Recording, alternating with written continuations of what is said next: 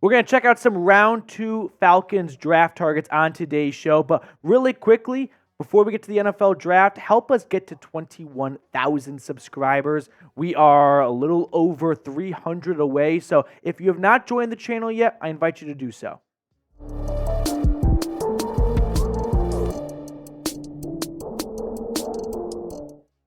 I thought for today's show, we could look at some round 2 draft targets for Atlanta, because we spend so much time discussing and scrutinizing and nitpicking what Atlanta should do with pick number 8, that I think we're kind of forgetting they have another pick in the top 50 in the draft. And so it's probably worth doing some homework ourselves on who they could be going and targeting with pick 43. So let's kind of put a pin in pick number 8, and let's look at pick 43.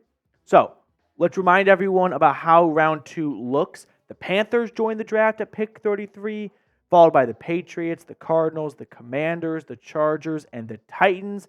And as we inch closer to 43, you've got Carolina starting off a slew of newly acquired picks via trade. When they traded Brian Burns, they got the Giants' 39th overall pick. Montez Sweat to the Bears gave Washington the 40th overall pick. Green Bay got the 41st overall pick. I think that's from the Aaron Rodgers trade still. And then the 42nd overall pick went to the Texans after the Vikings traded it to them to get the 23rd overall pick. And then you've got Atlanta, who has their own pick at pick 43. So in order to really assess what Atlanta should do at pick 43, I think it's important to look at a couple of the different options they could go down at pick number 8, because that's going to greatly influence what they do at 43. So option number 1 with the 8th overall pick is they go edge rusher. Don't worry about which edge rusher that is right now, but just they go edge at pick number 8. So now that they went edge at pick number 8, my suspicion is they go wide receiver at pick 43. So let's look at some of the wide receivers that could be there. Draft is always a bit of a crapshoot. You never know who's going to be available at what spot, but we're going to run through 5 guys that I think have a chance of making it to the end of the first round and early in round number 2 in the neighborhood of Atlanta at 43. And let's start with Adonai A.D. Mitchell out of Texas. Of course, this is a familiar name for some of you. Last year for the Longhorns, 55 grabs, 845 yards, 11 touchdowns, and an average of 15.4 yards a reception. Remember that 15.4. Now, A.D. Mitchell, 6'2", 205 pounds. He ran a 4.3 40-yard dash, which sounds like it would be the fastest number in the draft until his teammate ran, Xavier Worthy. Now, he is a downfield target. At Texas, the way the Longhorns used him, he was a downfield vertical threat. His average depth of target, meaning how far from the line of scrimmage he was when the ball was thrown to him, was 16.8 yards. Think about that. Like, he was 17 yards away from the line of scrimmage every single time Quinn Ewers or Murphy threw the ball to him. He is a big play machine guy. He is not someone that was being utilized on 3rd and 7s to pick up the tough first downs. Now, maybe the NFL, a team will utilize him in a different way, but I do think this is a good starting point to kind of assess and get to know A.D. Mitchell. Now, as for his teammate Xavier Worthy, very different style of player. Don't just merge the two. Could not be more different. Xavier Worthy is a smaller speed demon, gives me tons of traits and memories of Devontae Smith coming out of Alabama, but just not quite as, to be honest, good. I mean, there's no other way to put it. Last year, and this is not a slight at Worthy, we're talking about the Heisman winner, Devontae Smith. But last season in Austin, Worthy had 75 grabs for over 1,000 yards and 5 touchdowns. Definitely has to work on the drops. That's something that really jumps out when you talk to people around Texas football. Yeah, there's a lot of things to like about Xavier Worthy's game, but the ball control focus and the catch radius is something that needs to be worked on in the NFL. Now, Worthy is 5'11", 165 pounds. That's what he weighed in at the NFL Combine. He ran a 4.21 40-yard dash, NFL record, right? He is a niche player, meaning I don't think Xavier Worthy in all 32 offenses would produce similar results. I think under the right coaching staff, that's going to develop him correctly and utilize him correctly, he could be a very effective player. I think if he's in the wrong coaching staff, he's just going to be a fast guy that might be the next John Ross, to be honest with you. But my takeaway from Xavier Worthy is I don't think he's a good fit in Atlanta for two big reasons. One, I don't think Raheem Morris is cut out to develop Xavier Worthy as a player. I think there are better offensive-minded coaches that can probably do a lot more fun things with Worthy than Raheem Morris. And hey, there's going to be defensive players that are better suited for Morris than guys like Sean McVay. But you just paid Darnell Mooney for this type of receiver. 3 years, $39 million. Darnell Mooney is a sub-6 foot, really fast, vertical threat receiver. So getting two speed demons, I don't think really rounds out your wide receiver room and fills in all the missing puzzle pieces very well.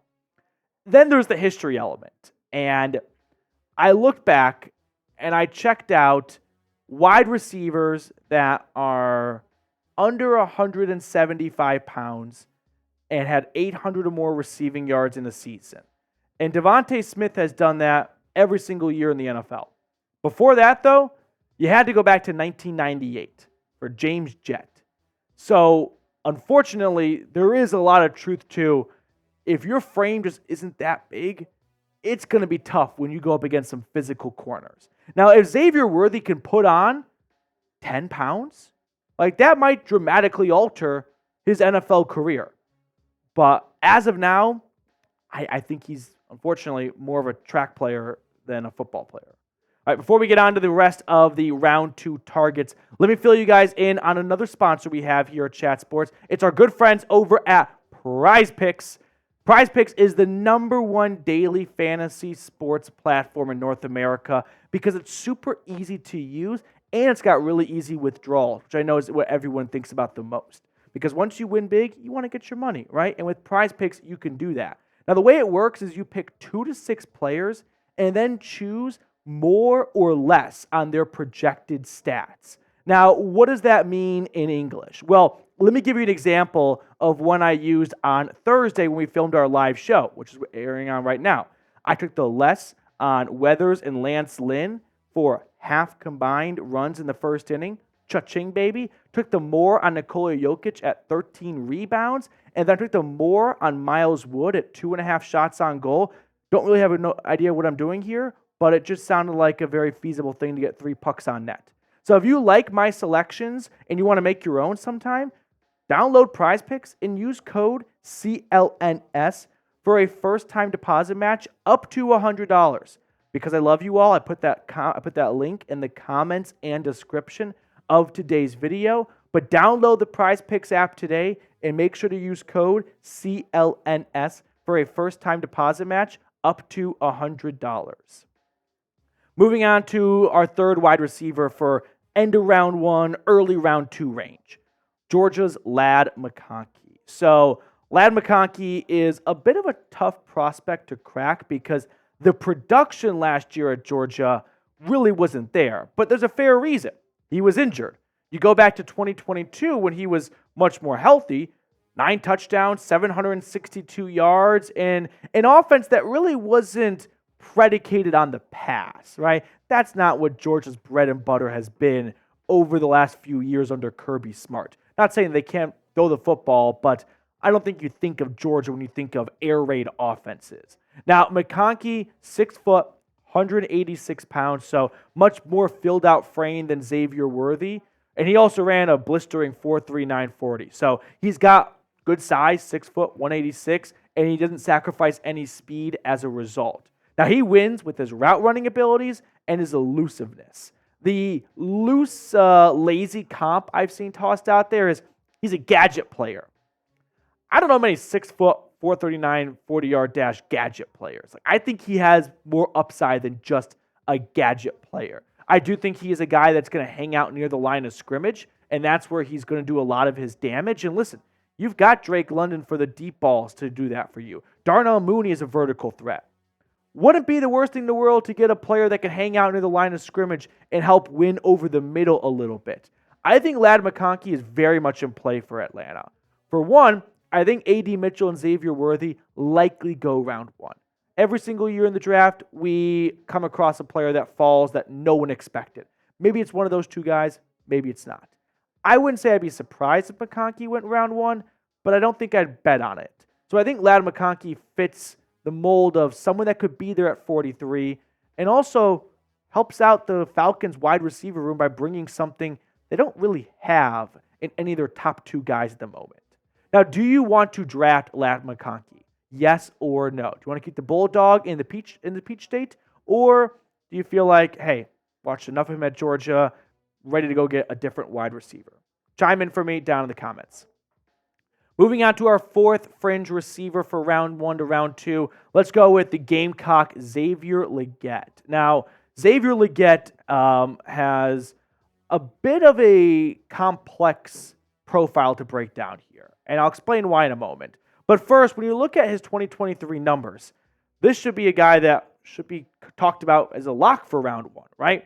1,200 yards, 71 receptions, 7 touchdowns, an average of 17.7 yards a reception. Why is he even in the conversation for round number 2?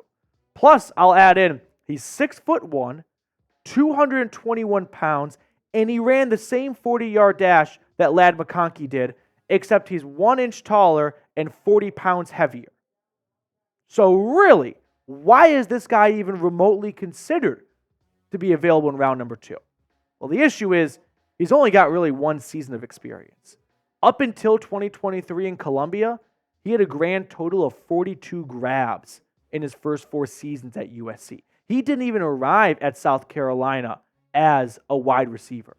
So he's still learning the position, which is why I think Xavier Legette would make a lot more sense in a wide receiver room that doesn't need immediate help, but maybe next year, if they plan on moving on from a veteran, they could have Xavier Legette step into a larger role after he kind of redshirts his first year in the NFL. I don't think that's a good spot for him in Atlanta. I think if the Falcons go get a wide receiver at 43, with Kirk Cousins' body clock ticking away, they're not really in a position to let Xavier Legette take a season or 2 to develop, whereas another team may have a little bit more flexibility. So I do like Xavier Legette as a player, don't get me wrong. I just don't think Atlanta at pick 43 is really a good fit for either party. Now let's move on to our 5th and final fringe receiver. Let's go with Keon Coleman out of Florida State. So I think Coleman's got a good chance of being there at pick 43. Wouldn't be blown away if he goes round 1, but I do think he's very much in play for 43. Now, he started his career off at Michigan State, if you recall. Then he transferred to Florida State, put up 658 yards, but it was the touchdowns that have him towards the top of the draft conversations. 11 TDs last year for the Seminoles. He's 6'3", 213 pounds. Sorry, burped. He ran a 4.61 40-yard dash. That really turned off a lot of scouts and GMs. However, when you watch him play, I bet if you told Florida State fans he ran a 4.61 40, they'd slap you across the face and say you're lying. Because with the pads on, he's much faster than that. So I'm willing to buy in. He may have just had a bad day in Indianapolis. I'm not going to write it off his NFL career because of one February afternoon in his underwear running at the Lucas Oil Stadium field. Now, NFL.com's player comp for him, by the way, is Drake London. I don't know if the Falcons need a second Drake London. I'm saying second style of player, right? Everyone would love to have a Drake London. But, don't you think they might want to diversify their portfolio a little bit and not go get another jump ball receiver when they've already got that in London? Which is why I don't think Coleman's a perfect fit for the Falcons at 43. Now, when you look at some other receivers that could be there from rounds 2 to 3 guaranteed that I don't think are going to go round 1, Michigan's Roman Wilson, Malachi Corley, Devontae Walker, Troy Franklin, Jalen Polk, Brendan Rice, Ricky Pearsall, and Jermaine Burton. So just some other names to put on your radar. I'll add this right now. I would not assume wide receiver is a lock at 43 if they go edge at 8. As we just kind of went through, there is a bit of a no man's land of is he going to be there at 43? If A.D. Mitchell's there, awesome. If he's not there, is there anyone else we really like at 43? And maybe we don't force a pick at 43 and we go get another player And then we circle back to wide receiver with one of our 2 third-round picks. That's just something to put in the back of your head. All right, option number 2 is, let's say Atlanta goes wide receiver in round number 1. And everything we just talked about is somewhat irrelevant because they don't need a wide receiver in round number 2 anymore. Okay? If they do go get Malik Neighbors or Rome Odunze, then I think all eyes are on edge rusher in round 2. And I would not want to see them wait a much longer to go get an edge rusher. My concern is I don't like the round 2 edge rushers. My mantra has been, you don't have production in college, I don't think it's going to translate to the NFL very well. If you cannot beat offensive tackles in college football, you're going to have a tough time beating the NFL offensive tackles. So for that reason, I kind of cross off Chop Robinson, cross off Marshawn Kneeland, and that leaves me with one guy, Darius Robinson from Mizzou, who team captain last year, SEC player, 43 tackles, 14 tackles for loss, 8.5 sacks, 42 pressures. I don't think Darius Robinson's going to be the next great edge rusher in this league. I'm sorry, Darius. I do think he has the potential to be a starting defensive end that can contribute anywhere from 7 to 9 to maybe 10 sacks a season. Is he going to be leading the charge at the top of the sack leaderboard? No, I don't think he is. But at pick 43, you're not going to find that guy most likely. So you're hoping to find someone that can at least be a part of a good community effort to bring down the quarterback.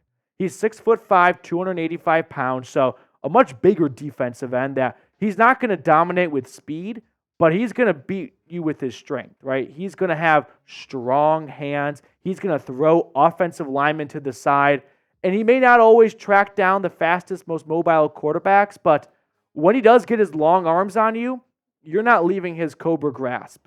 So that's one name to keep an eye on for round number 2. Option number 3. Let's just say the Falcons go rogue in round 2, meaning whether they go wide receiver or edge rusher in round 1, they decide we're not going to do the opposite in round 2. We're going to go attack a different position group altogether. Here are 5 names that I think could be rogue candidates, just kind of like, whoa, didn't see that coming. 2 defensive tackles, Jerzon Johnny Newton from Illinois, Florida State's Braden Fisk, 2 cornerbacks, a familiar face, Kamari Lasser from Georgia, and then Kool-Aid McKinstry from Alabama, and then another Bulldog to go along with it. Mostly because just the way Raheem Morris said, I'd love to have some Georgia Bulldogs on this team at the Combine. I don't know. Maybe he's going to try and win the fan base over with the draft pick and a bit of a pander pick. But one name that I want to kind of just put on your radar for round 2 is the cornerback out of Athens, Kamari Lasser. So last season for him, 3.5 tackles for loss, 8 pass breakups. Doesn't quite have the elite ball skills, I think you could say. And that's probably why he's not a round 1 guy, but more of a round 2 guy. But he's got good size, 5'11", 186 pounds. So he's not too small or undersized. 4.65, 40-yard dash. Not the best speed, to be honest. He's a sticky cornerback, though, that can play in a variety of schemes. And so I think that's something that maybe Jimmy Lake, the new DC, and Raheem Morris will really value. But this could be in play for Atlanta at pick 43 if they decide, let's really re-up the depth in our cornerback room. Now, who do you want to pick at 43? I've blabbered on for the length of an Office episode, but let me know who you want to see Atlanta go out and get. If you enjoyed today's edition of Falcons Today, consider subscribing to the channel. We're going to keep you guys up to speed and in the loop on all things Falcons draft leading up to the NFL draft.